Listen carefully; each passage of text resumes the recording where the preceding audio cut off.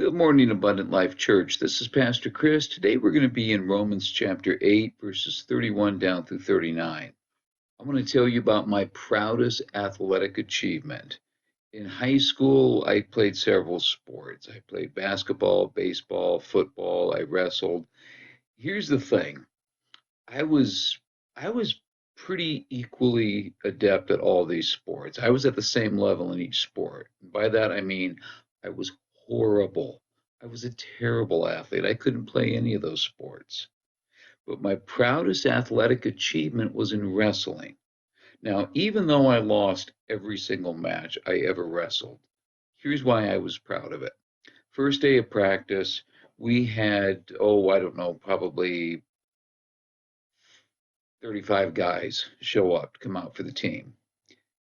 Second day of practice, we had probably 20. Third day of practice, we had 15. By the end of the week, we were down to 12. Guys kept dropping out. Why? Well, wrestling sounds fun, but the first thing that we did in practice was we ran 3 miles.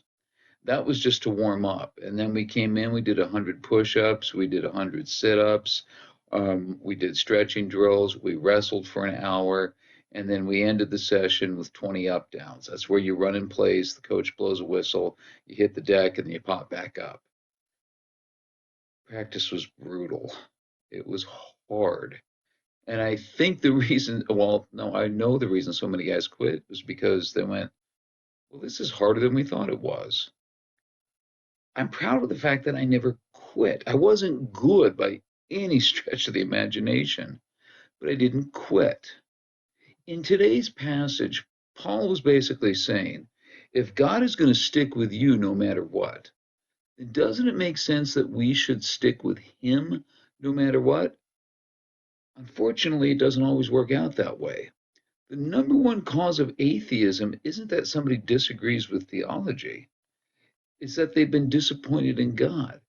They think he's supposed to make life easy, and when that doesn't happen, well, there must not be a God. He must not exist. Now, we see the other side of this attitude in some of us Christians.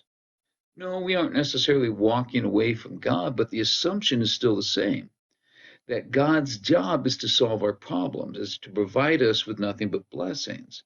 That's the prosperity gospel. How did we manage to take a belief system where our leader tells us, take up your cross and follow me?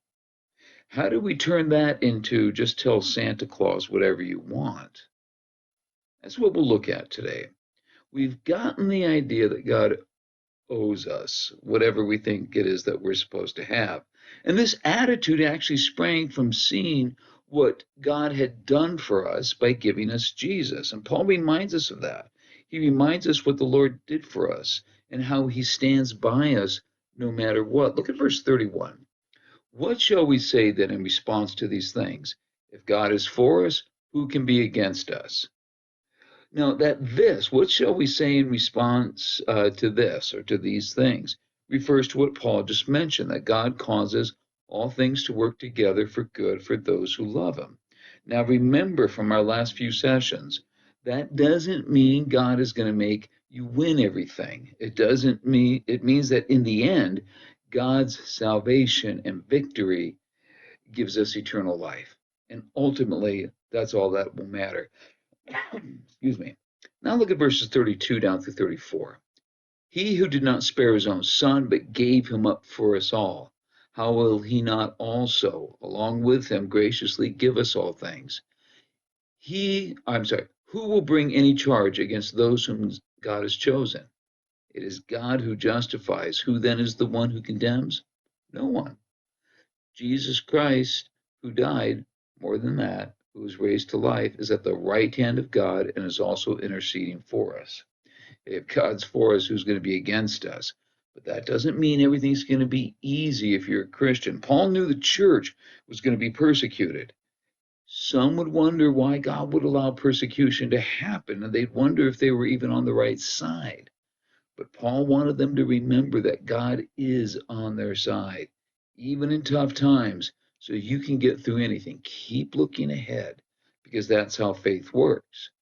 But if faith means because God gave us Jesus, we can get through anything, then how did we ever turn it into this idea that God is some kind of Santa Claus and he'll provide us with anything we ask for, everything we want? So if God doesn't come through for me, well, obviously that means he's not real, right? Or at the very least, I can be mad at him because he's done me wrong. Yeah, of course, that idea is silly, but at least let's be ready to try to answer that question when it comes up, because there are people who struggle with this. We have to at least admit that there are times when it feels like God doesn't take care of us. And that can make us wonder, why doesn't he? I have one of my notebooks from college. This is in the days before the computers and all that. We actually wrote things down on paper after we hitched our wagon and fought off the Indians to get to school, anyways. One of my notebooks from school, it was from Old Testament history. I sat next to Kathy Boone. She was Rich Boone's wife. Rich was a friend of mine. Kathy was wonderful, love her to death. And we had page after page of us playing hangman because we were so bored in class. And there's even a note on there where Kathy wrote, I think it's fascinating that every now and then you ask a question just so it looks like you're paying attention, but the truth is you're playing hangman. I got a call a few years after I graduated from college. Rich and Kathy were driving through Santa Cruz with their kids, and somebody was pulling out of their driveway, just pulling out without looking. Rich plowed right into them. One of his children is now in a wheelchair. She will be for the rest of her life. Kathy, in the accident, she got out of the car, came around to the other side. How she managed to do this on two broken legs, nobody knows. She came around to the other side to see if Rich was okay, and then she fell over and died. Where was God?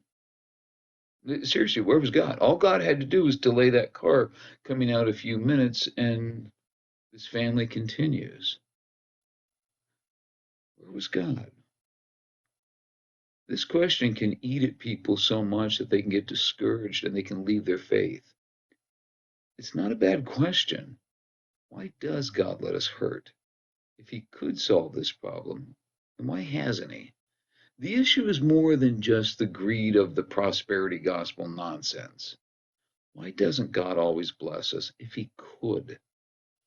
Well, the answer to that is going to be discussed in our next session. Until then, have a great day.